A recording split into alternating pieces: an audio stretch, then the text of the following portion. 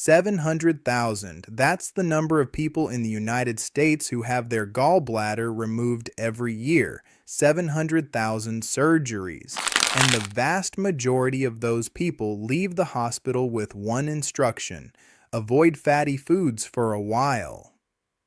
No explanation of what's going to happen to their digestion.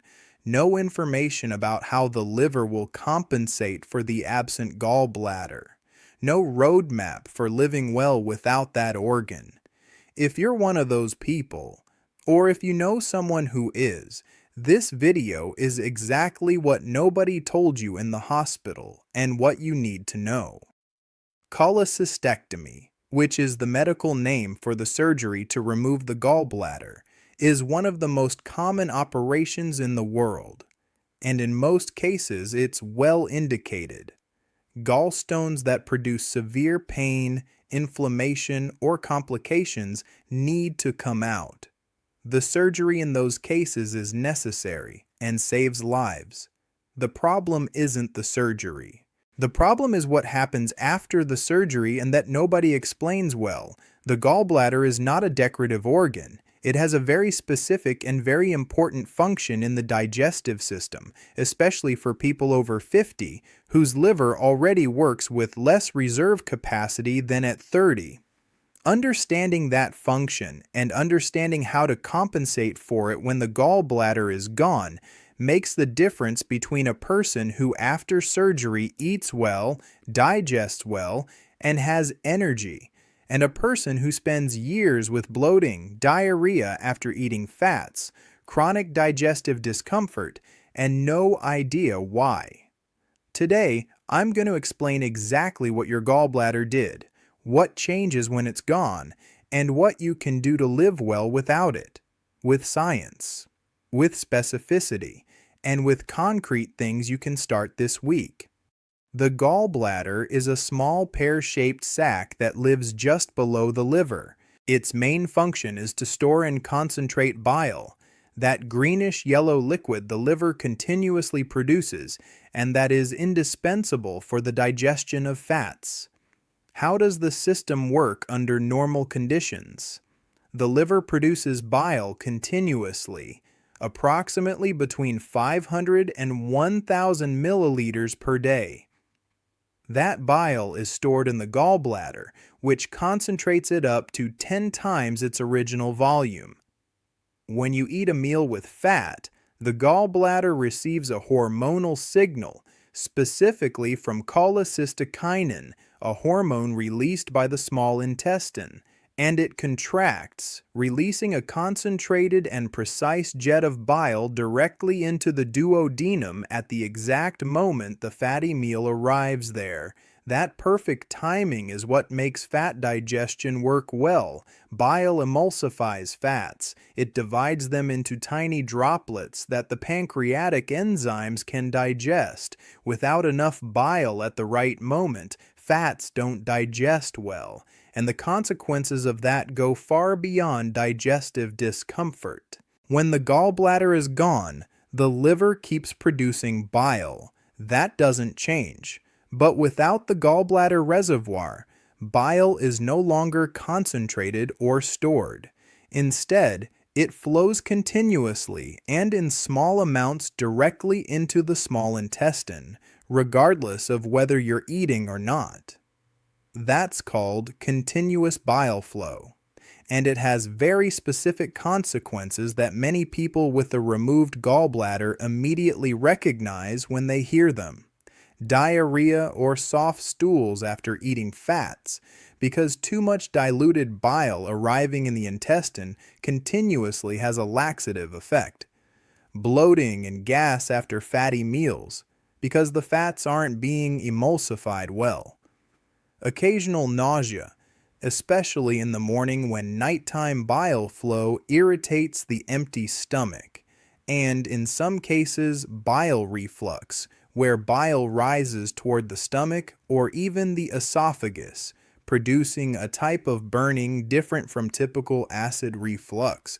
All of those symptoms are predictable. They have a clear cause. And in many cases, they're manageable with the right adjustments. There's something that makes the absence of a gallbladder especially relevant after 50, and that almost no surgeon mentions in the preoperative appointment. After 50, the liver has less reserve capacity. We already covered that in video 15. It produces roughly the same bile overall, but its ability to respond to variations in demand, a very fatty meal, a day of fasting, a period of stress, is lower than at 30. And when you add to that the absence of the gallbladder, which was the bile storage and flow regulation system, the liver is left alone, doing a job it used to share with another organ. Fat-soluble vitamin absorption is one of the most important and least discussed consequences. Vitamins A, D, E, and K, the 4 vitamins that are absorbed along with fats, need bile to be absorbed correctly. When bile flow is continuous and diluted instead of concentrated and punctual, fat emulsification is less efficient, and with it, the absorption of those vitamins. People who have lived without a gallbladder for years have higher rates of vitamin D, vitamin K, and vitamin A deficiency than the general population, and almost nobody is measuring that in their annual checkups. The gut microbiome is the second consequence, and this one is the most surprising. Bile doesn't just emulsify fats, it also has antimicrobial properties. Under normal conditions, that concentrated jet of bile in the duodenum helps control bacterial growth in the small intestine.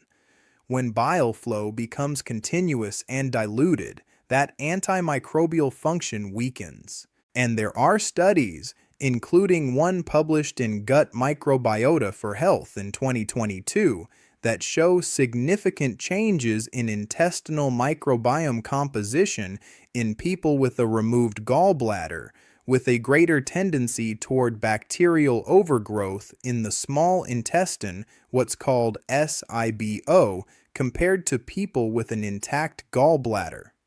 Fat metabolism is the third consequence, and this one connects directly to weight control. Dietary fats are the source of essential fatty acids, of cholesterol needed to manufacture hormones, of fat-soluble vitamins. When their absorption is inconsistent, which is what happens without a gallbladder, lipid metabolism becomes less efficient. Some people notice that after the cholecystectomy, they start gaining weight even though they haven't changed what they eat. It's not imagination, it's that the body is compensating for inconsistent fat absorption with changes in how it processes other macronutrients, and the liver itself pays a price. Without the gallbladder regulating bile flow, the liver has to work more continuously producing bile. That extra work, accumulated over years, can contribute to non-alcoholic fatty liver disease, especially in people who eat a lot of saturated fats or sugars without adequate biliary support. These signals are so common in people without a gallbladder that many assume them as, "That's just how my digestion is now."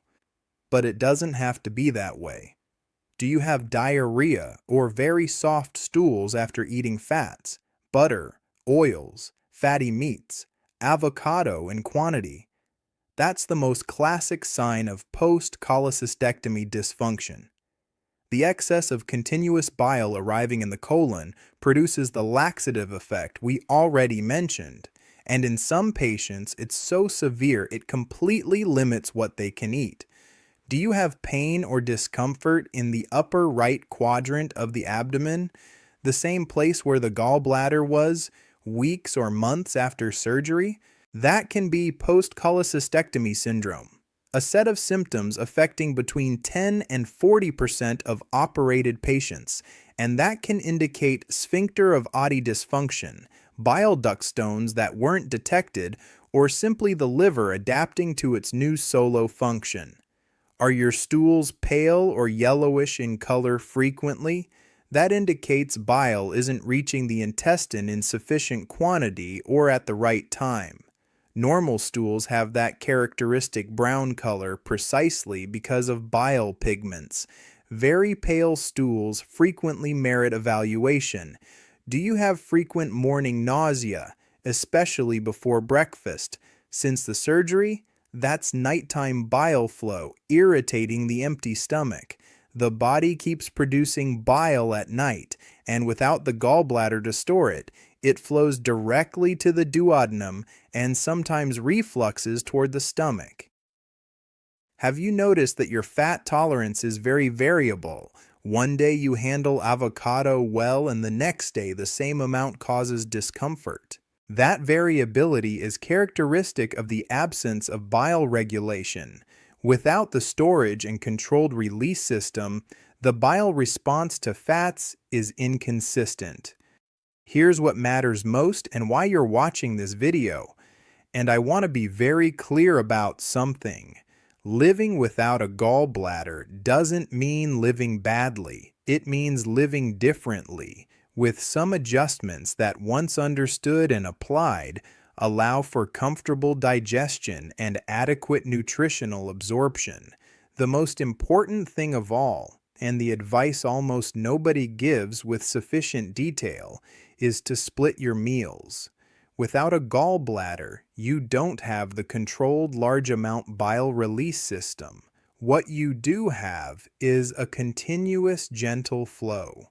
That means 4 or 5 small meals a day work much better than 2 or 3 large ones. Each small meal arrives in the duodenum at a moment when bile is available. Each large meal arrives in the duodenum with more fat than the continuous bile flow can efficiently emulsify. It's not complicated. It's adapting to the new system. Fats are not the enemy, but quantity and type matter more than before. Saturated fats in large amounts are the hardest to manage without a gallbladder. One very fatty meal all at once simply won't have enough bile to process well. Unsaturated fats, olive oil, avocado, nuts, fish, in moderate portions are much better tolerated and have the added benefit of gently stimulating hepatic bile production.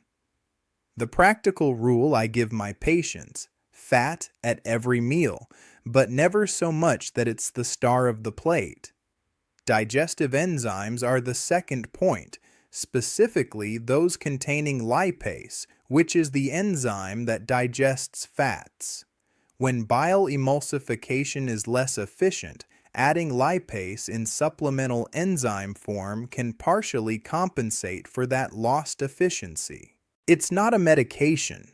These are enzymes the body already naturally produces in the pancreas in supplementary form to help when the biliary system is no longer as robust. A study published in Pancreas in 2021 found that digestive enzyme supplementation in post-cholecystectomy patients significantly reduced fat malabsorption symptoms, including diarrhea, bloating, and flatulence, compared to placebo. Liver support is the third, because without a gallbladder, the liver works alone. Everything that supports the liver becomes more important after cholecystectomy. Milk thistle, silymarin, has the most solid evidence among hepatoprotective supplements. It acts as an antioxidant in liver tissue and improves liver cell regeneration. Dandelion has cholagogue properties. It stimulates the production and flow of bile, which can help maintain a more fluid bile flow. And artichoke, which we already mentioned in the liver video, has compounds that improve both liver function and bile flow. Fat-soluble vitamins deserve specific attention, and this is one of the most ignored points in post-surgical follow-up. Since the absorption of vitamins A, D, E, and K may be compromised, it's worth measuring their blood levels at least once a year after cholecystectomy. If there's a deficiency, and in many patients there is, supplementation is simple and effective. Vitamin D in particular deserves attention because, as we've seen in multiple videos, Its deficiency has consequences for bones, immune system, peripheral nerves, and cognitive function. And I'll close with something that seems very simple but has an enormous impact on post-cholecystectomy digestion: chewing well and eating slowly. Without the gallbladder's bile regulation, the digestive process starts to depend more on the signals the brain receives from chewing to coordinate the enzymatic and bile response. Eating slowly, 20 chews per bite, sounds ridiculous, but it works. Gives the digestive system time to prepare. Eating fast and in large amounts is exactly what most overloads the biliary system of a person without a gallbladder. I want you to think about something before we close. If your gallbladder was removed years ago and you've spent that time with uncomfortable digestion, with discomfort after eating, with fear of certain foods, I want you to know that's not inevitable. It's not how things have to be after the operation. It's that nobody gave you the information you needed when you left the hospital. Medicine does the surgical part very well. Laparoscopic cholecystectomy is one of the safest and most successful operations in modern surgery. But the what now part, how to adapt your diet, how to support the liver, how to compensate for vitamin absorption, how to manage digestive symptoms, that part almost always goes uncovered. It's not your surgeon's fault. It's that the medical system doesn't have time for that conversation, and that's why I'm here. I've seen patients who spent 5, 10 years with terrible digestion after cholecystectomy, who ate with fear, who had almost completely eliminated fats, who lived with chronic bloating, and who in 2 or 3 months of dietary adjustments, enzyme supplementation, and liver support recovered comfortable digestion and a quality of life they thought was lost. You don't need a gallbladder to digest well. You need to understand the new system your body has. And when you understand it, you can work with it instead of fighting against it. The gallbladder wasn't your digestion. It was a part of it. And the rest, the liver, the pancreas, the intestine, is still there, ready to work well if you give it the right conditions. Share this video with someone who has had a cholecystectomy and has been dealing with digestive problems without explanation. It may be the information that changes everything. And tell me in the comments, did you have your gallbladder removed? When? What symptoms did you have afterward? Write it below. I want to understand the audience's patterns. Subscribe if you want more content like this. Take care of yourself.